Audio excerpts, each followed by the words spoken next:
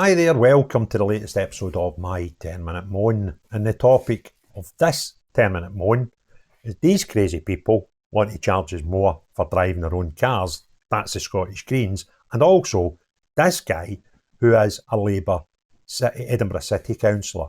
They want the same thing. Now, what they want to do is charge us to drive our own cars on roads more than we're paying just now.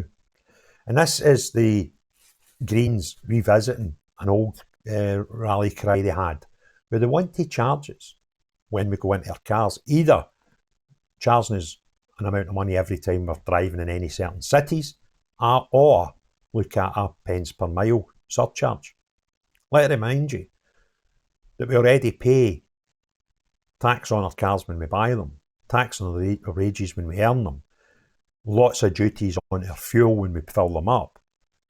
And obviously, the more you fill up your car, the more duties. So the people who are doing the biggest driving are already paying more in duties and taxes than those who don't. I do use public transport very, very regularly. I use it occasionally when I get into Glasgow city centre, but my visits to Glasgow city centre are probably down to one a year now, if I'm perfectly honest with you, where I do normally take my car to an underground and use a park and drive, but I still use my car to get there. And the reason being, one, it's a bit difficult to drive in Glasgow. Two, it's a bit difficult to get a parking space in Glasgow, and when you do find one, it tends to be a bit expensive. And two, Glasgow city centre is not a desirable place to be. It's not an enjoyable shopping experience, and it's not safe when you go in at night. So it's kind of off bounds at the moment. But that's where we are. The only other time I do use public transport is in the odd occasion I need to go into Edinburgh, because Edinburgh, very fortunate, although I was working and living in Edinburgh for a short time while the tram system has been built, and during the building of it, it was chaos. But to be fair, it's a good place for getting in and out of the city, and jumping out Ingolston.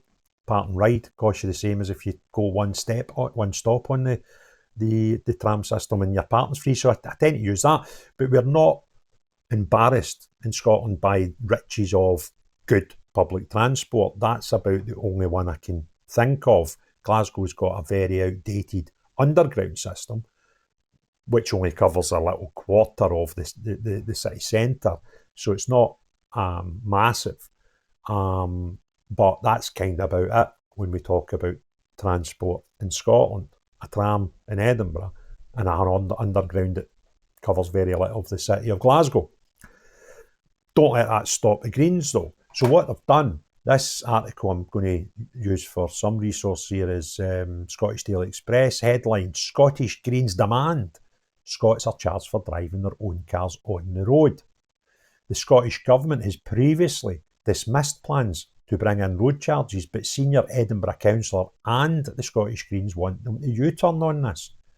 The Scottish Greens have demanded that Scots are charged for driving their own vehicles on the country's roads. The Environmental Party have backed proposals for road users charging schemes to be brought in to cut down on the amount of private cars on the roads and to help the race to meet net zero. We're still trying to do this thing.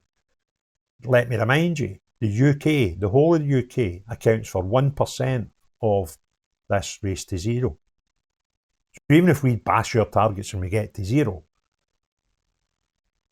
we've still got a long way to go, because just protecting our wee bit isn't going to make any difference. And to be honest with you, I've done a video a couple of weeks ago. Scientists have discovered that since they made large boats better for emissions, the temperatures have went up.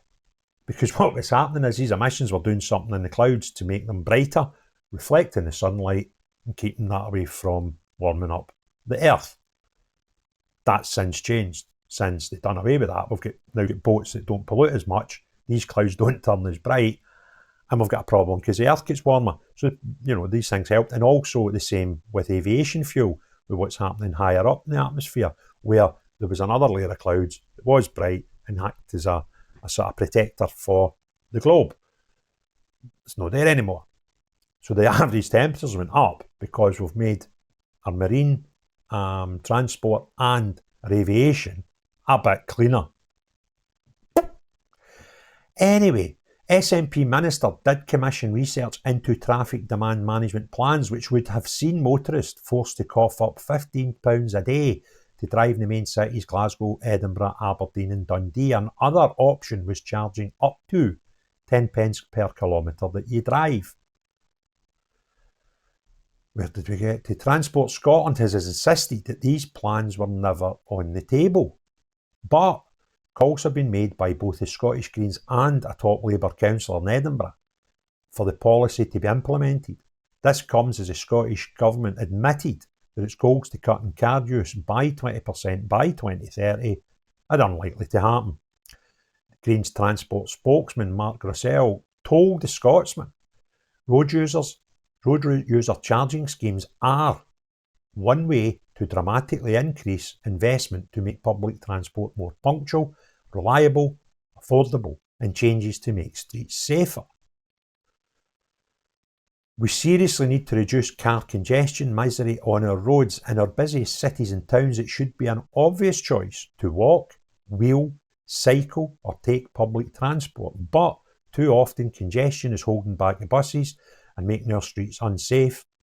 Across Europe, these schemes already exist to help tackle congestion and pollution, and they are driving a transformational improvement to public transport we need to learn from. Well, let me tell you, Mr. Mark Ruskell. The towns are full of bus lanes. The cars are not actually slowing down any buses or causing them any delays. So to say you'll make it better and more timely, etc., if you get cars off the road, a lot of nonsense. Because the bus lanes are already there and have been for some time. You might not have noticed because you probably don't use them. Where did I get to? Edinburgh Labour councillor Stephen Jenkins called for motorists driving in the capital to be charged, despite similar plans being voted down by locals 20 years ago. He told a public meeting, it's something that should be on the table for discussion. I think it's going to be challenging. We really need the Scottish Government to help us. Edinburgh's going alone on road user charging, even if we had the power to do so, would probably be suboptimal. It would at least need to be a regional approach and probably more successful nationally. The Council City Mobility Plan includes Pay As You Drive scheme, which would encourage drivers to switch to sustainable modes of transport and reduce congestion, which is said could be explored. It added that motorists paying to use certain roads reduce the number of cars in city through economic disincentives and by encouraging drivers to switch to public transport, walking, wheeling and cycling. Revenue generated from pay-as-you-drive schemes can be used to improve sustainable travel methods. It would be an unpopular policy for Scots with a local referendum held in Edinburgh in 2005 over a £2 a day congestion charge, which was rejected by 74% of the voters. The Scottish Tories denounced any plans to ramp up a war on motorists by forcing them out their cars. Transport spokeswoman Sue Webber said it's ludicrous. The Scottish Labour Council is calling for motorists to be charged to drive in the city. It confirms he is out of touch from the people he represents in southwest Edinburgh. Yet, another proposal to use motorists as a cash cow by a council that's had their budget repeatedly slashed by the SNP. Holyrood's cosy left-wing consensus simply don't get it when it comes to understanding how vital motorists are for Scottish economy. Rather than looking for ways to punish them, Labour-led Edinburgh Council should focus on delivering improvements that encourage drivers to reduce their car usage. A spokesperson for Transport Scotland said, "We have no plans to introduce national road pricing. The Transport Scotland Act 2001 already provides a discretionary power for local authorities to implement local road user charge schemes." So what they're basically saying is, well, we're not going to do it, but we technically don't need to do it because the councils can do it, and we've already got one councillor trying to push it and a whole party in the Scottish Greens. Staying up to date with events around the world can be difficult, where it's impossible to consult a single source for the full story. Narratives that shape public opinion often just reinforce media and corporate-backed vested interests. It's hard to know what information to trust. See what the media is exaggerating, sensationalising, over or under reporting. That's why I've been using Ground News. Ground News is an app and website that combines news from around the world in one place so you can compare coverage. For every news source, you can see if it has any political bias, how reliable the reporting is, and who owns them. They even have a blind spot feed that highlights news disproportionately covered by one side of the political spectrum. Take a data-driven view on the news and stay current. Get news from thousands of sources worldwide in one place. I've been using Ground News to help me get all the world's news in one place and give a more balanced opinion on what we read and viewing who is telling us the truth and who isn't. Subscribe via my link to get 40% off the Vantage subscription. It's the one I use to get unlimited access to every feature. Your subscription can not only help my channel, but also help Ground News, as it makes the media landscape more transparent. People are creatures of habit. The ease, the convenience of having a motor car is far outweighed by the need to use public transport. However, anybody with a good, reliable, safe, cheap option will do it. And I'm proof of that, because I've already told you, if I go into Glasgow city centre, which is not a lot, I will use the transport system, the underground. And when I go to Edinburgh, probably in Edinburgh, I have been in Edinburgh a lot more over the last few months than I've been in Glasgow city centre, oddly enough. And when I've already told you, when I do that, when I'm driving through, stop the car at Ingleson, park and ride, jump the tram in the town centre, maybe 10, 15 minutes, something like that. Don't need to worry about parking because it's a difficult city to park in. Don't need to worry about any potential congestion charges, parking tickets, any of that stuff. And it's a service, I think it's every 7 minutes a tram comes. So it's not a bad service. But I wouldn't ditch my car, because these are the minority of times where I use transport. There is a suitable and viable option. But if I want to go over to see a friend on the other side of Glasgow, or I want to go to see a pal in his business that I do frequently in Renfrewshire, can't do it. Do it using public transport. I'd need a day to do it, where I can jump my car and be there in 20 minutes. That's the biggest problem you've got. But to continually batter motorists is ridiculous, because